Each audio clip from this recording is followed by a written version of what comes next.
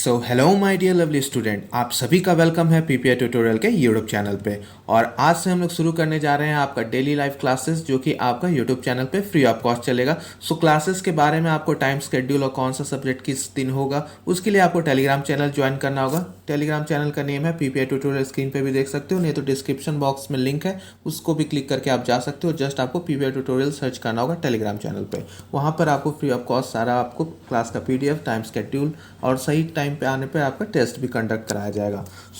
आज की क्लास में हम लोग VVI क्वेश्चंस करेंगे for paramedical and paramedical matric Bihar के लिए, और अच्छे से हम लोग पूरा डिटेल में करेंगे विथ एक्स्ट्रा डिटेल।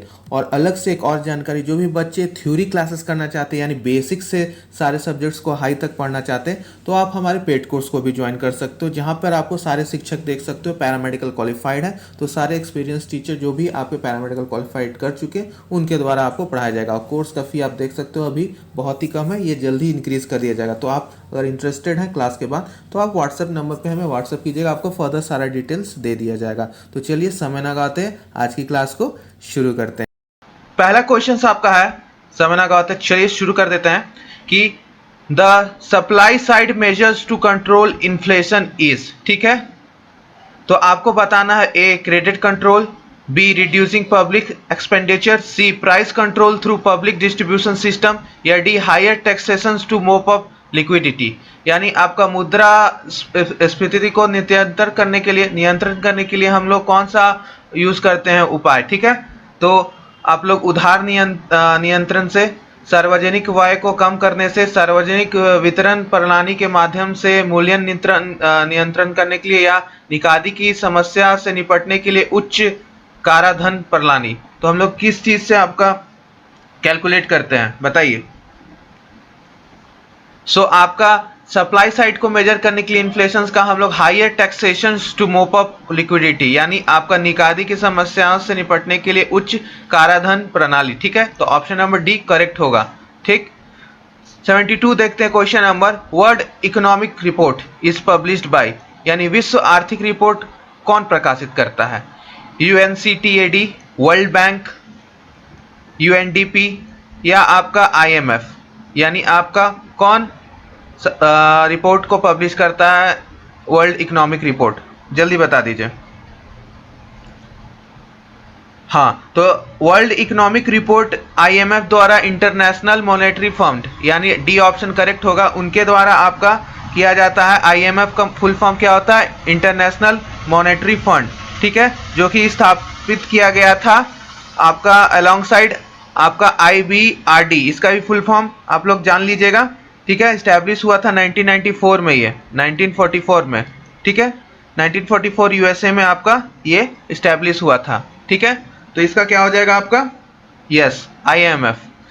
अब थर्ड क्वेश्चन यानी 73 क्वेश्चंस पे चलते हैं। Article 368 of Indian constitution deals with, यानी आर्टिकल नंबर 368 आपका किसके साथ डील करता है। Amending procedure, emergency procedure, right to primary education, right to information. यानी भारतीय संविधान के अनुच्छेद 368 का संबंध निम्नलिखित में से किससे है। संशोधन प्रक्रिया, आपातकालीन उपबंधन, या प्राथमिक शिक्षा संबंधित अधिकार, सूचना का अधिकार, किससे संबंधित है आपका। हाँ, तो करेक्ट होगा अमेंडिंग प्रोसीजर्स, यानी आपका ए संशोधन प्रक्रिया, ठीक है। 73 का ए होगा।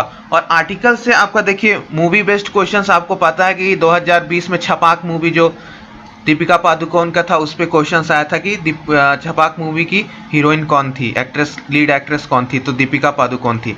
तो आर्टिकल से भी आपका मूवी के ऊपर आ सकता है कि आयुष्मान खुराना के एक मूवी आया था आर्टिकल। अब वो आर्टिकल के नाम से ही था, आर्टिकल 15 था, 18 था, 36 था, कुछ आर्टिकल्स के नाम से था। तो वो मूवी भी आप ज़रूर रखिए, क्योंकि उसमें भी गर्ल्स का एक राइट का बेस्ड मूवी है, ठीक है। तो वो आप ज़रूर कीजिएगा, ठीक है, जो कि बैकवर्ड कास्टोस के लिए आधारित था। तो आयुष्मान खुराना वाला जो मूवी था, उसका मूवी का नाम ज़रूर याद कर लीजिएगा, ठीक है। और मूवीज़ ज़रूर कीजिएगा, मूवीज़ के ऊपर आपको क्वेश्चन ज़रूर रहेगा, ठीक है, मूवीज़ के ऊपर रह सकता है आपका। चलिए नेक्स्ट क्वेश्चन पे चलते हैं, ये टिप था मेरे तरफ से आपको। 74 क्वेश्चन पूछा है। Who among the following propose the suggestion for constitutional assembly first in 1935, ठीक है। सो आपको निम्नलिखित में से किसने पहले 1935 में संविधान सभा का सुझाव प्रस्तावित किया? तो आपको बताना है एम.एन. रॉय, नेहरू जी ने, गांधी जी ने, जे.पी. नारायण ने। तो एम राय ने, जवाहरलाल नेहरू जी ने, गांधी ने, आपका कि जे.पी. नारायण ने। तो किसने सबसे पहले आपका प्रस्ताव दिया था कॉन्स्टिट्यूशनल असेंबली का? सन 1935 में। ठीक है, किसने सुझाव दिया था? तो ये जो आइडिया था ना, वो आपका सबसे पहले एम.एन. रॉय यानी आपका किनके द्वारा? मानवेंद्र नाथ रॉय द्वारा, ठीक है, दिया गया था 1934 में। ठीक है, तो उसके बाद 1935 में ऑफिशियली इसको इंडियन नेशनल कांग्रेस INC द्वारा फिर डिमांड किया गया। तो ये आपका कॉन्स्टिट्यूशनल फर्स्ट सजेशन प्रपोज्ड हुआ। तो एम.एन. रॉय, ठीक है, ठीक है, एम.एन. रॉय करेक्ट आंसर हो जाएगा। 75 क्वेश्चन है, who was preferred to as the ambassador for Hindu Muslim unity by Sarojini Naidu? यानी सरोजनी नायडू ने किस हिंदू मुस्लिम एकता का दूत कहा गया है? ने किसे हिंदू मुस्लिम एकता का दूत कहा है? सरोजनी नायडू ने किसे हिंदू मुस्लिम एकता का दूत कहा है? तो मौलाना आज़ाद को, मोहम्मद अली जिन्ना को, अब्दुल गाफर खान या शौकत अली? किसको कहा गया है आपको हिंदू मुस्लिम एकता का दूत बाई सरोजनी नायडू? तो मोहम्मद अली जिन्ना को, यानी बी। हाँ, मोहम्मद अली जिन्ना को आपको आर्किटेक्ट कहा गया। लखनऊ पैक्ट जो हुआ था ना, लखनऊ पैक्ट, लखनऊ वाला पैक्ट जो हुआ था 1960 में, उसके वजह से due to reconciliation brought by Jinnah between the Congress and Muslim League, क्योंकि उन्होंने रिकॉन्सिलेशन करवाया था इंडियन नेशनल कांग्रेस और आपका जो मुस्लिम लीग था उसके बीच में। ठीक है, तो सरोजिनी नायडू ने उन्हें टाइटल दिया ambassador of Hindu Muslim unity, यानी हिंदू मुस्लिम एकता का दूत कहा। ठीक है, तो ये आपका उत्तर हो गया। ठीक है, मोहम्मद अली जिन्ना, जो कि आपके पाकिस्तान के आगे चल के फाउंडर भी बने। 76 question number, the capital of Yadav kings was? Yadav राजों का राजधानी कहाँ थी? कृष्णागिरी, देवगिरी, वाराणसी या कांचीपुरम? बताइए कौन सा सही उत्तर होगा। यादव का राजाओं का राजधानी कहाँ थी? तो आपका यादव किंग्स जो थे, यादव किंग्स जो थे आपका 850 से लेके रूल किए थे 334 तक। ठीक है, उनका देवगिरी आपका कैपिटल था उस टाइम, जिसको हम लोग मॉडर्न में दौलताबाद, अभी के एज में, अभी के प्रेजेंट में हम उसको दौलताबाद बोलते हैं। ठीक है, जो कि महाराष्ट्र में है। कहाँ है? महाराष्ट्र में। ठीक है, हाँ, ठीक है, चलिए नेक्स्ट क्वेश्चन पे चलते हैं मॉक टेस्ट का। एक बार लाइक कर दीजिए। ठीक है, सभी कोई लाइक कर दीजिए। क्वेश्चन नंबर 77 है, और जिनको क्वालिटी नहीं अच्छी लग रही होगी, क्वालिटी को प्लीज़ 720 या 480p पे देखिए। ठीक है, फिर आपको सही दिखेगा। Which governor general was called as the father of local self government in India? ठीक है, भारत में किस गवर्नर जनरल को स्थानीय स्वशासन का जनक कहा गया है? Lord Ripon, Lord Wesley, Lord Canning या लॉर्ड विलियम बैटनिंग? किसे कहा गया, जल्दी बताइए। तो लॉर्ड रिपिन को आपको लोकल सेल्फ गवर्नमेंट का फादर इंडिया का कहा गया है। ठीक है, ठीक है, father of local self government. 77 का आपका क्या हो जाएगा? Lord Ripon. 78 पे चलते हैं, द 3 एम्पायर लीग्स। ठीक है, 1873 वाज ऑल्सो नोन एज। तो 1873 के 3 सम्राटों का संघ को किस नाम से जाना जाता था? द ड्यूअल अलायंस, आपका ड्रेकेस्पंड ट्रीटी, ट्रिपल अलायंस, रेंसवेरेंस ट्रीटी? क्या कहा गया है?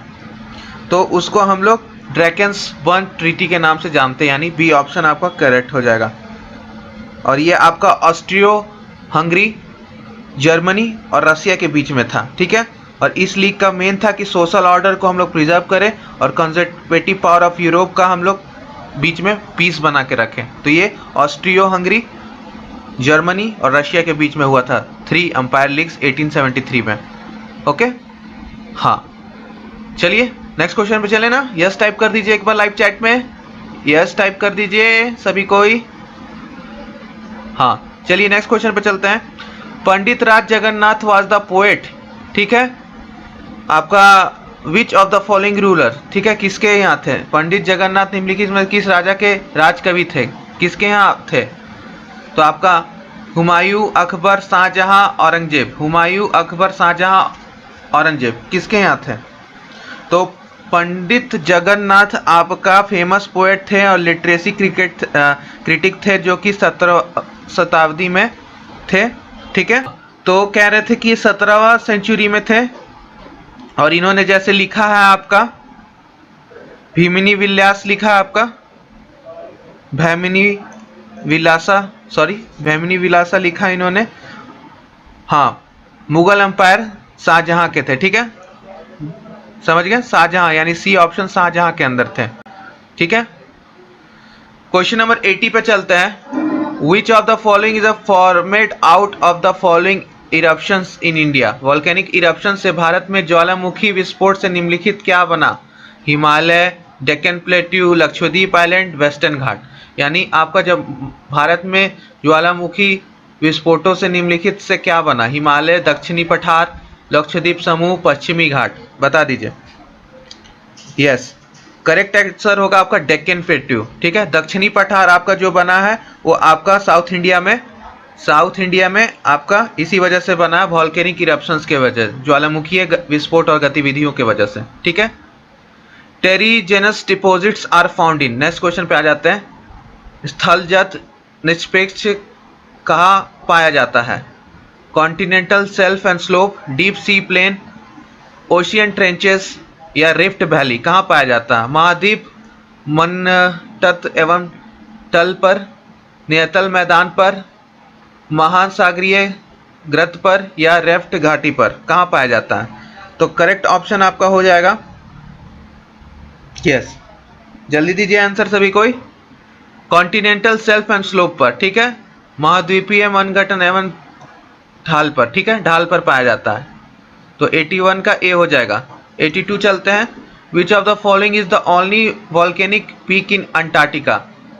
यानी अंटार्कटिका के निम्नलिखित में से कौन सा एकमात्र ज्वालामुखी शिखर है? Mount Cook, Mount Black, Mount Ibrus या माउंट एल्ब्रस। बताइए, Mount Cook, Mount Black, Mount Ibrus, Mount Elbrus, कौन सा है? जल्दी बता दीजिए। Yes, Mount Elbrus, option number D आपका करेक्ट है। ठीक है, नेक्स्ट क्वेश्चन पे चलते हैं। नेक्स्ट क्वेश्चन 83 पूछ रहा है, who led the foundation of school of possibilism? यानी स्कूल ऑफ पॉसिबिलिज्म की नींव किसने रखी? Ratzel, Brunhes, Lablache, Humboldt. किसने रखी थी? ABCD में से जल्दी बताइए। So school of possibilism was founded by आपका लैबलेचेस। ठीक है, हाँ, इसमें आपको बताया गया था इन्वायरमेंट सेट सर्टेन लिमिटेशंस। ठीक है, उसके बारे में। 83 का सी। 84, cryogenic is the study of. बहुत अच्छा क्वेश्चन है। क्रायोजेनिक किसका अध्ययन है? Low temperature, high temperature, super conductor या प्रोडक्शन ऑफ फ्यूल। तो फिजिक्स का ये है क्वेश्चन। फिजिक्स में हम लोग स्टडी करते हैं आपका इसको लो टेम्परेचर। ठीक है, क्रायोजेनिक। ठीक है, इसमें production and behaviour of material at very low temperature. ठीक है, किसी भी चीज़ का प्रोडक्शन और उसका बिहेवियर हम लोग स्टडी करते हैं न्यूनतम तापमान पे। ठीक है, तो उसको हम लोग बोलते हैं। ठीक है, चलिए 85 पे चलते हैं। To prevent the damage from lightning conductor. वाह वाह, ये भी आपका फिजिक्स का सवाल है। लाइटनिंग कंडक्टर हमारे आसपास हर जगह यूज होता है, मंदिरों पे लगाया जाता है, जो भी ऊंचाई वाले जगह पे लगाया जाता है। क्यों लगाया जाता है? सो सबसे पहले are used on tall structures, ऊंचाइयों पे लगाया जाता है। Should be made of a good conductor like copper with sharp pointed edges. Should be made of a good conductor but can be of any shape. Should be in the form of vertical rod, can be of any shape. तो आकाशीय बिजली गिरने से होने वाली हानि से बचाने के लिए हम लोग इसको लाइटनिंग कंडक्टर को यूज करते हैं। तो उसको ऊंची इमारत पर आप लोग लगाते हैं, यंत्र लगाया जाता है। तो जो इसको चालक है ये लाइटनिंग कंडक्टर, उसका तांबा धातु जैसे उच्च चालक से बनाना चाहिए या जैसे किनारे पैने होने चाहिए। और बी ऑप्शन है किसी भी उच्च चालक से बनाया जाए जो किसी भी आकार के हो, या सी आपका छड़ से किसी भी टाइप का वर्टिकल रॉड से आपको बनाना चाहिए, या डी किसी भी आकार के हो। तो आपका लाइटनिंग कंडक्टर हम लोग का जानती है बिजली आकाशीय बिजली से बचाने के लिए होता है। तो और इसका ऑप्शन नंबर ए सही होगा कि तांबे धातु से बनाना चाहिए और इसका पॉइंटी एज होना चाहिए, तभी बिजली गिरती है। तो क्या होता है ना कि आपका बिल्डिंग्स पे लगाया जाता है, ठीक है, तो बिजली गिरेगा तो इस पे गिरेगा, कोई इंसान यहाँ रहेगा तो बच जाएगा, ठीक है, और कोई घर भी रहेगा तो बच जाएगा। तो इसलिए आप देखोगे मंदिरों के ऊपर आपका कॉमन एरिया में बहुत जगह ये लगाया जाता है लाइटनिंग कंडक्टर, ठीक है, इस चालक को लगाया जाता है। तो बहुत अच्छा सवाल था लाइटनिंग कंडक्टर पे और डेली लाइफ का सवाल है। अब थोड़ा कंप्यूटर से भी क्वेश्चंस रहता ही है। सो कंप्यूटर सवाल है, विच of the following computer memory is non volatile, यानी निम्नलिखित में से कौन सी कंप्यूटर को मेमोरी को अप्रभावशील कहते हैं? RAM, D RAM, S RAM, ROM. Non volatile किसे कहते हैं हम लोग, बताइए। नॉन वॉलेटाइल मतलब वॉलेटाइल ना हो, तो इसको हम लोग किसको कहते हैं? रोम को। Read only memory non volatile, ठीक है, रीड ऑनली मेमोरी को हम लोग नॉन वोलेटाइल बोलते हैं, ठीक है। हाँ, तो आपका डी सही हो जाएगा। और रैम को हम लोग वोलेटाइल बोलते हैं, ठीक है, random access memory, read only memory. 87 in the present day computing which code is use and accept world wide, आधुनिक कंप्यूटर में विश्व में कौन सा कोड प्रयोग एवं सक्रिय किया जाता है? आपका ISCII, ASCII, Hollerith code, EBCDIC code, कौन सा कोड को यूज करते हैं? तो ASCII यानी अमेरिकन स्टैंडर्ड आपका कोड फॉर इंफॉर्मेशंस इंटरचेंज, इसका हम लोग यूज करते हैं, बी का, ठीक है, ठीक है। हाँ, 88 क्वेश्चन अब देख लेते हैं। Which of the following vegetable oil is use in the manufacture of paints, यानी निम्नलिखित में से कौन सा वनस्पति तेल पेंट तैयार करने में प्रयुक्त होता है? Cotton seed oil, palm oil, sunflower oil, linseed oil, किसका इस्तेमाल करते हैं हम लोग? तो लिनसीड ऑयल को हम लोग यानी अलसी का तेल को हम लोग इस्तेमाल करते हैं पेंट का तैयार करने में, मैन्युफैक्चर करने में, ठीक है। इस वेजिटेबल ऑयल का हम लोग वनस्पति तेल का इस्तेमाल करते हैं, करेक्ट है। चलिए नेक्स्ट क्वेश्चन पे चलते हैं। क्वेश्चन नंबर 89 है, how many Nobel prize awards are awarded each year? 6, 5, 7, 4, यानी प्रत्येक वर्ष कितने नोबेल पुरस्कार दिए जाते हैं? 6, 5, 7, 4, कितने दिए जाते हैं बता दीजिए। हाँ, 6 नोबेल प्राइज दिए जाते हैं, ठीक है, 6 हो गया आंसर। लास्ट प्रश्न आज का, उससे पहले जो बच्चे मॉडल पेपर अभी तक नहीं किए हैं, पूरा मॉडल पेपर आपका ये 12 टेस्ट हो चुका है, आपको मैंने प्लेलिस्ट बना दिया है, वहाँ जाके सारा मॉडल पेपर कर लीजिए। और केमिस्ट्री का मैं 2006 से जो बच गया था 2009 तक करा रहा हूँ, जिसमें 2009 का हो चुका है पार्ट 1 पार्ट 2 वीडियो, बहुत अच्छा क्वेश्चन है। केमिस्ट्री पूरा कंप्लीट कर लीजिए, और जिनका फिजिक्स केमिस्ट्री और बायोलॉजी कंप्लीट है तो वेरी गुड है, पैरामेडिकल और पैरामेडिकल डेंटल दोनों करके जाइए एग्जाम में, तब अच्छा स्कोर आएगा, ठीक है। और जो क्लासेस करना चाहते हैं टीचमेंट ऐप वाला 8 बजे वाला, तो कमेंट बॉक्स में आपका लिंक है, वहाँ से आप जुड़ जाइए, क्लासरूम आईडी बस डालना है, मैं यहाँ से आपको अप्रूव कर दूंगा, ठीक है। लास्ट क्वेश्चन है, Wellington trophy is associated with A bridge, B rowing, C chess, या डी हॉकी। तो वेलिंगटन ट्रॉफी आपका किससे होता है? खेल से आधारित है, तो आपको बताइए। तो आपका बी, ठीक है, ठीक है, बी। सो ये कि आपका 21 कि व्यापारिक कॉर्क कहाँ से प्राप्त होता है? तो पहला आपका फ्लोएम से, दूसरा आपका कॉर्क कैम्बियम से, तीसरा आपका जाइलम से, और चौथा आपका संवहन कैम्बियम से। यानी फ्लोएम, कॉर्क कैम्बियम, जाइलम, संवहन कैम्बियम कहाँ से प्राप्त होता है? तो पहला आपका कॉर्क कैम्बियम से, याद रखिएगा हमेशा। और ये मैंने आपको प्रीवियस ईयर में भी बताया है, जो कि मैंने करा रखा आपको, कि कॉर्क कैम्बियम से आपका पाया जाता है आपका कॉर्क, ठीक है, ये ऑलरेडी मैंने करा रखा है प्रीवियस ईयर्स में। तो प्रीवियस ईयर जो बच्चे पहली बार देख रहे हैं, पी, सी, बी और ई, यानी फिजिक्स केमिस्ट्री बायोलॉजी इंग्लिश का मैंने प्रीवियस ईयर जेन्युइन और रियल क्वेश्चंस करा रखा है, तो आप लोग प्लेलिस्ट में भी जाके देख सकते हो, ठीक है। क्वेश्चन नंबर 22, वृक्ष की आयु ज्ञात करने की सबसे अच्छी विधि क्या है? ठीक है, सो वृक्ष का हमको एज निकालना है, तो कौन सा मेथड से हम लोग सही से निकाल सकते हैं? तो पहला है कि शाखाओं की संख्या ज्ञात कीजिए, यानी find the branches, number of branches, ठीक है। दूसरा है विलयन की संख्या ज्ञात कीजिए। वार्षिक विलयन की विलयों की संख्या ज्ञात कीजिए। यानी the number of annual rings होता है ना, उसकी संख्या ज्ञात कीजिए। ओके, इंग्लिश मीडियम के लिए मैं इंग्लिश में बोल दे रहा हूँ। वृक्ष पर उपस्थित पत्तियों की संख्या गिनिए, यानी the number of leaf present on the tree. और डी आपका वृक्ष का व्यास या ऊंचाई ज्ञात कीजिए। ठीक है, द डायमीटर और the height of the tree. ठीक है, तो इसमें सही उत्तर क्या हो जाएगा, जल्दी बता दीजिए। हाँ, सही उत्तर क्या होगा आपका? यस, आपको एनुअल रिंग्स काउंट करना है। ठीक है, जो पेड़ के अंदर एनुअल रिंग्स होता है ना, उसको काउंट कीजिएगा। ठीक है, शाखा में, स्टेम में, तो आपको पता चल जाएगा कि उम्र कितनी है वृक्ष की। ये भी बहुत अच्छा क्वेश्चन है, वीवीआई में डालिए, ये भी वीवीआई में डालिए, दोनों क्वेश्चन। ठीक है, बहुत अच्छा क्वेश्चन है। ठीक है, नेक्स्ट क्वेश्चन पे चलते हैं। 23rd आपसे यहाँ पूछ रहा है, माय डियर लवली स्टूडेंट्स, की पादपों में जल का परिवहन का कार्य कौन करता है? ठीक है, कॉर्टेक्स, कैम्बियम, फ्लोएम या आपका जाइलम। ठीक है, कौन सा आपका करता है, बता दीजिए। सो आपको मैं एक ट्रिक बता देता हूं, ज से जल, ज से जाइलम, दोनों में ज है ना, तो एक ट्रिक है। ठीक है, आपको पता है, यहाँ पे आपको हमेशा ट्रिक बताया जाता है, फ से फूड, फ से फ्लोएम, तो फूड का आपका फ्लोएम। ठीक है, ये याद रखिए, ज से जल, एफ से फ्लोएम यानी फ से फूड, तो ज से जल यानी वाटर, तो ज से जाइलम।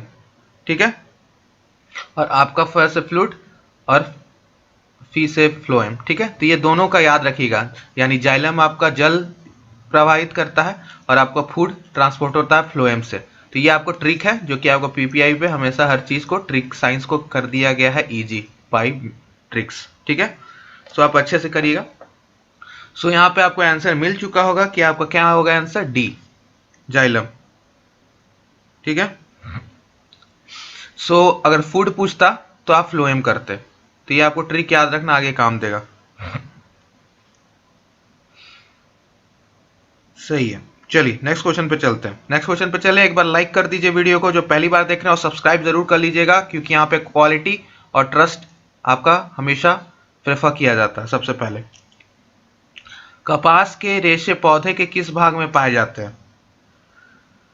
सो आपको बता देना कि तना की छाल के चलते, तंतु के चलते, जड़ के आपके फ्लोएम के तंतु के चलते, बीज पर अधिचर्म रोम के चलते, या जल की कष्टीय तंतु के चलते, बता दीजिए किस वजह से। तो आपका करेक्ट उत्तर हो जाएगा सी, बीजों पर अधिचर्म रोम के चलते। ठीक है, क्या हो जाएगा, option number C is your correct. ठीक, तो कपास के रेशे पौधे के किस भाग में पाए जाते हैं? तो बीजों पर। ठीक है, अधिचर्म रोम के चलते। ओके,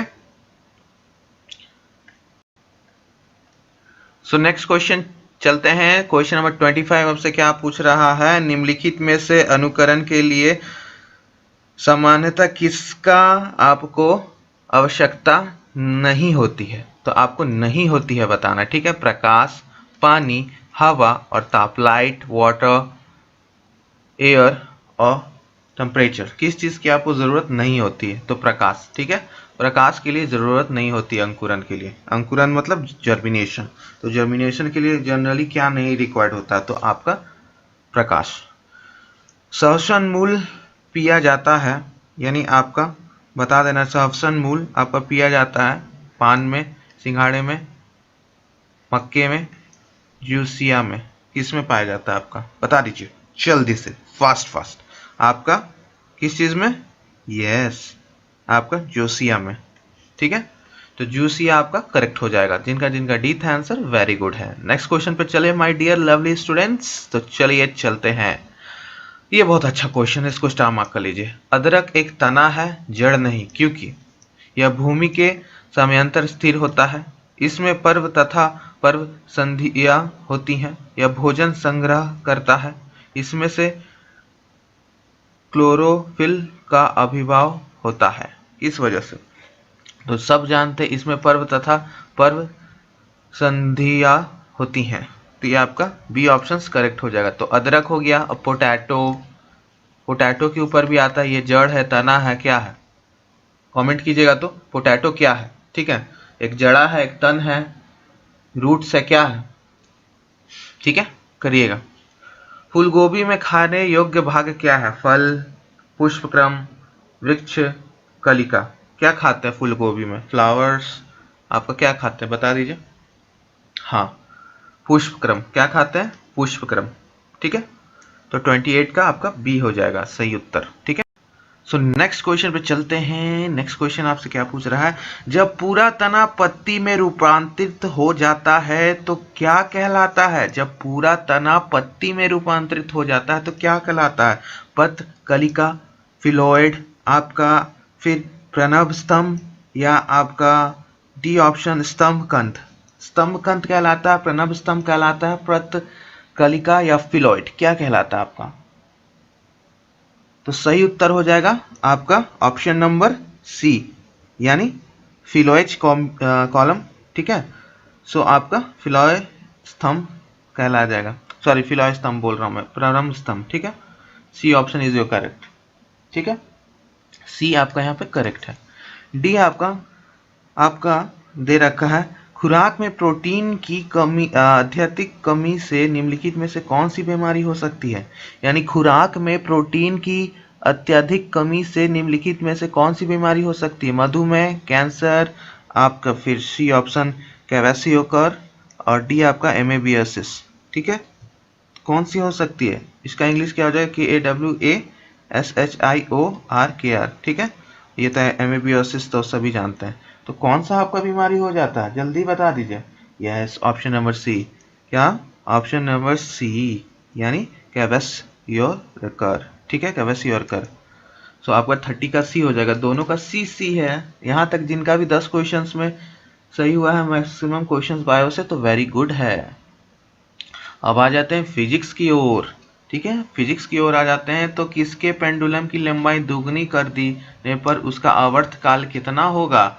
यानी आपको यहाँ पे क्वेश्चन दे रखा है कि अगर हम लोग पेंडुलम का आपका बढ़ा दें आपका, सो 4 गुना बढ़ जाएगा, 2 गुना बढ़ जाएगा, वही रहेगा, या √2 गुना बढ़ जाएगा।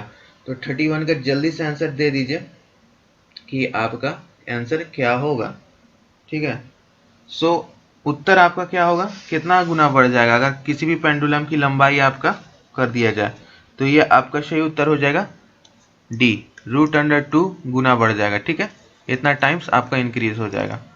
32 है, भारतीय विज्ञान संस्था यानी इंडियन इंस्टीट्यूट ऑफ साइंस कहाँ स्थित है? बेंगलोर में, मुंबई में, दिल्ली में या लखनऊ में?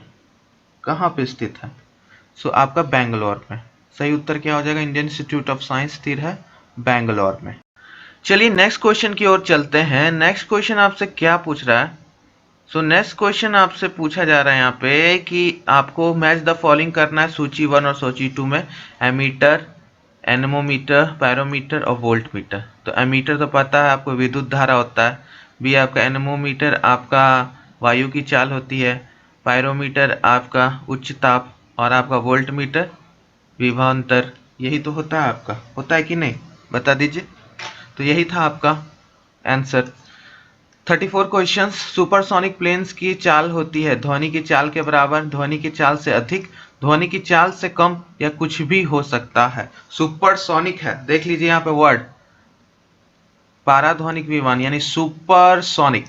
क्या होगा इसका सही उत्तर? हाँ, ध्वनि की चाल से अधिक होती है, ठीक है। स्पीड ऑफ साउंड से ज्यादा होती है सुपरसोनिक प्लेन्स की। जो 34 का बी हो जाएगा और 33 का डी, ठीक है।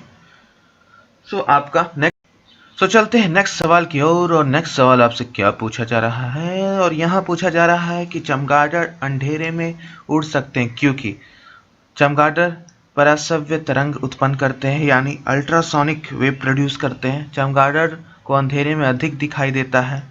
उपरोक्त दोनों सत्य हैं, बोथ करेक्ट है, दोनों गलत है। तो क्या हो जाएगा सही उत्तर? जल्दी जवाब दीजिए। तो देखिए, चमगादड़ यानी बैट्स तो फेमस ही था 2019-20 दोनों में। कोविड 2020 फैलाने में इन्हीं का नाम सबसे अव्वल स्तर पे आता है, चाइना और बैट्स दोनों। सो आपका चमगादड़ पराश्रव्य तरंगे उत्पन्न करते हैं आपके सही उत्तर होगा। क्यों? क्योंकि बैट्स प्रोड्यूस करते हैं अल्ट्रासाउंड, अल्ट्रासोनिक वेव्स, ठीक है, और इसी को कैच कर करके पूरा ये चलते हैं। तो बैट्स में अल्ट्रासोनिक वेव प्रोड्यूस करने का क्षमता होता है, इसलिए वो रात में अच्छे से अंधेरे, उनका आँख भी इतना अच्छा है कि मतलब अल्ट्रासोनिक वेव से ही उनको देख जाता है, ठीक है, तो अंधेरे में अच्छा से कर सकते हैं, वो लोग देख सकते हैं। 36 है, मान लीजिए कि आपके परिवार को 50 ग्राम का सोने का आभूषण खरीदना है, ठीक है, तो हम लोग मान लेते हैं, ठीक है, 50 ग्राम का खरीदना है, ठीक है, कितना ग्राम का? तो 50 ग्राम का, ठीक। फिर आगे क्वेश्चन इसमें पूछ रहा है आपको कि सोने के आभूषण खरीदना है, तो सोने के द्रव्यमान में प्रतिशत अनिश्चितता का स्तर क्या होगा? यदि सोने का मूल्य 5 लाख रुपए प्रति किलोग्राम है तो इस अनिश्चितता का धन के रूप में व्यक्त कीजिए, ठीक है। तो ये डायमेंशंस और यूनिट वहीं से, प्रिसीजन, एक्यूरेसी, यही सब उसी चैप्टर से, ठीक है। तो कैसे करोगे? तो आपको सोने का कितना दे रखा है? 50 ग्राम, ठीक है। अनिश्चितता कितना है आपको? प्लस माइनस आपका 0.5 ग्राम होगा, ठीक है। सो आपको बस प्रतिशत निकालना है, तो 0.5 डिवाइड बाई 50 इंटू 100 यानी 1। तो 1 kg में कितना हो गया आपका? 1 kg में 5 इंटू 10 का पावर 5 रुपीज़, ठीक है। सो आपका कितना खरीदना है हमको? 50 ग्राम खरीदना है, तो 5 इंटू 10 का पावर 5 डिवाइड बाई 1000 इंटू 0.5 यानी 250 रुपीज़, ठीक है। तो 250 रुपीज़ यानी सी ऑप्शन सही हो जाएगा। सबसे पहले आपको इसका निकालना टोटल यानी 1 kg के लिए, फिर उसके बाद आपको कन्वर्ट कर देना है उसको ग्राम में, ठीक है, 1000 से डिवाइड करके, तो आपका आ जाएगा आंसर, ठीक है। नेक्स्ट क्वेश्चन पे चलता है, ये इंपॉर्टेंट कर लीजिएगा। एक कण 2 पाई रेडियन यानी 2 पाई रेडियन के कोणीय वेग से, एंगुलर वेलोसिटी से 0.4 मीटर त्रिज्या वाले पद पर गतिमान है, तो इसका रैखिक वेग निकालना है, ठीक है, ठीक है, रैखिक वेग आपको निकालना है यहाँ पे। तो कैसे निकालोगे? तो सबसे पहले आपको क्या दे रखा है? कोणीय वेग, कोणीय वेग यानी ओमेगा 2 पाई रेडियन पर सेकेंड, ठीक है। फिर आपका विद्युत पथ का त्रिज्या कितना देखा? रेडियस आपको 0.45 मीटर्स, ठीक है। तो आपको वेलोसिटी पूछ रहा है, ठीक है। तो वेलोसिटी का क्या होता है? v equal to R omega, ये तो पता है सभी को, बस वैल्यू पुट कर दीजिए। 0.45 इंटू 2 पाई रेड पर सेकेंड, रेडियन पर सेकेंड, यानी आपका 0.90 आपका पाई मीटर पर सेकेंड, ठीक है। सो आपका लगभग कितना आ जाएगा? तो 0.9 आपका इंटू 22/7 मीटर पर सेकेंड, पाई को कन्वर्ट कर दिए, यानी 2.8 मीटर पर सेकेंड, यानी आपका ऑप्शन नंबर डी सही हो गया। तो ये था आपका एक न्यूमेरिकल, और याद रखिएगा इस टाइप का न्यूमेरिकल्स और एसएचएम के ऊपर एक बहुत अच्छा न्यूमेरिकल आपको सिंपल हार्मोनिक मोशंस के ऊपर आपको एक न्यूमेरिकल पक्का दिखेगा। और जो बच्चे फिजिक्स का स्तर देखना चाहते हैं, ताकि 2020 का मैंने डिटेल में सॉल्व करा रखा है रियल क्वेश्चंस, ठीक है, केमिस्ट्री का भी रियल क्वेश्चंस, तो जाके देखिए, बायो केमिस्ट्री और फिजिक्स तीनों का प्लेलिस्ट में प्रीवियस ईयर के नाम से बना होगा, बायोलॉजी, फिजिक्स, केमिस्ट्री, एक बार जाके देखिए, और सब पे ईयर लिखल होगा, ठीक है, कोना में, तो अच्छे से कर लीजिएगा। नेक्स्ट चलें, नेक्स्ट 38, ठीक है। सो अब्दुल गाड़ी से स्कूल जाने के क्रम में औसत चाल है उसका 20 किलोमीटर पर आवर, ठीक है। उसके रास्ते से लौटने के समय वही भीड़ कम हो जाती है, तो औसत चाल आपका 40 किलोमीटर हो जाती है रिटर्न में। तो अब्दुल की इस पूरी यात्रा में औसत चाल क्या होगी? एवरेज वेलोसिटी निकालना है। एवरेज वेलोसिटी क्या निकालना है? एवरेज वेलोसिटी, ठीक है। तो एवरेज वेलोसिटी निकाल देना है, और इसका हम उत्तर बता देते हैं आपको, क्या हो जाएगा? 26.67 किलोमीटर पर आवर, ठीक है। तो बस आपको एवरेज वेलोसिटी यहाँ पे ज्ञात करना है, ठीक है। नेक्स्ट क्वेश्चन पे चलते हैं, 39। एक आपका उषा 90 मीटर लंबे तालाब में तैरती है, वह एक सर से दूसरे सर के तरफ आपका वापस आती है, तो इसके दौरान कुल 180 मीटर की दूरी तय करती है 1 मिनट में। 180 मीटर तय करती है, एक बार जाती है वापस आती है, ठीक है, और 1 मिनट लगाती है। तो उषा की औसत वेग ज्ञात करना है आपको, ठीक है। तो ए से बी आपका, ठीक है, कितना है आपका? 90 मीटर्स, ठीक है। तो डिस्प्लेसमेंट क्या हो गया आपका? 0। विस्थापन क्या हो गया? 0। टाइम कितना है आपका 1 मिनट, ठीक है, यानी 60 सेकेंड्स। तो आपको क्या निकालना है यहाँ पे, आपको औसत वेग निकालना है, ठीक है। तो औसत वेग कितना हो जाएगा 180 मीटर डिवाइड में आपका 60 यानी 3 मीटर पर सेकेंड। तो औसत वेग निकालने के लिए क्या करना होगा आपको, डिस्प्लेसमेंट, पहले तो औसत चाल निकाल लिए, अब औसत वेग निकालने के लिए डिस्प्लेसमेंट अपॉन में टाइम, तो 0 मीटर पर सेकेंड, ठीक। तो इनमें से कोई नहीं, क्योंकि आपका औसत पूछ रहा है, तो औसत आपका चला जाएगा 0, ठीक है, क्योंकि डिस्प्लेसमेंट आपका 0 है, क्योंकि गया और वापस आ गया, ठीक है। तो डिस्प्लेसमेंट आपका 0। नेक्स्ट क्वेश्चन है, एक कृत्रिम उपग्रह यानी एक सैटेलाइट को हम लोग इतना किलोमीटर त्रिज्या के कक्षा में घुमा रहे हैं, तो यदि वह 24 घंटा में पृथ्वी की परिक्रमा करता है तो उसका चाल का परिकलन कीजिए, ठीक है। तो आपका एक रेडियस दे रखा है, ठीक है, कितना दे रखा है आपको, 42250 किलोमीटर, ठीक है। तो आपको अब इसका चाल का परिकलन करना है, कितना है, कितना किलोमीटर पर सेकंड से वो चाल कर रहा है, ठीक है। तो आपका कक्षा तो रेडियस पता चल गया, आर कितना इतना, और टाइम कितना लग रहा है 24 आवर्स। तो उपग्रह का चाल निकालना है, चाल हमें नहीं पता है उपग्रह का, तो क्या हो जाएगा, सबसे पहले 2πr सर्कमफ्रेंस उसका पूरा, तो 2 इंटू 27 इंटू आर कितना दे रखा है 42250 किलोमीटर, ठीक है। सो आपका अब distance equal to speed into time, ठीक है। तो डिस्टेंस अपॉन में टाइम, तो स्पीड निकल जाएगा, डिस्टेंस कितना दे रखा है, तो ये पूरा आपका सर्कमफ्रेंस डिस्टेंस हो गया, अपॉन में टाइम पुट कर दीजिए, तो कितना आ रहा है आपको 3.07 किलोमीटर पर सेकेंड, ठीक है। तो सी ऑप्शन आपका करेक्ट है। तो मैंने पूरा बता दिया, कैलकुलेशन आप कर लीजिएगा, ठीक है। Option number C is your correct. Okay, चलते हैं नेक्स्ट क्वेश्चन की ओर। नेक्स्ट क्वेश्चन आपसे पूछा जा रहा है कि शुष्क सेल में आपका विद्रोहक का कार्य क्या करता है। फिर से एक बार पुनः दोहरा दे रहा हूँ, हो सकता है आपको स्क्रीन पे ना दिखे अच्छा से। सो शुष्क सेल में विद्रोहक का कार्य क्या करता है, आपका सल्फ्यूरिक अम्ल, सोडियम आपका क्लोराइड, आपका मैंगनीज डाइऑक्साइड, या पोटेशियम हाइड्रोक्साइड, बता दीजिए कौन सा शुष्क सेल में, ठीक है। यानी डिपोलराइजेशन का ड्राई सेल में, यानी इसको ड्राई सेल बोलेंगे, ड्राई सेल में आपका डिपोलराइजेशन का कार्य कौन करता है, तो आपका मैंगनीज डाइऑक्साइड MgO, ठीक है। सोडियम को जल में डालने पर निम्न गैस निकलती है, हाइड्रोजन, ऑक्सीजन, नाइट्रोजन, अमोनिया।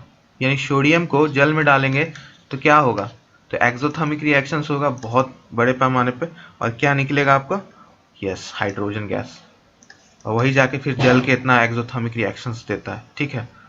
42 का ए। चलिए नेक्स्ट क्वेश्चन की ओर बढ़ते हैं।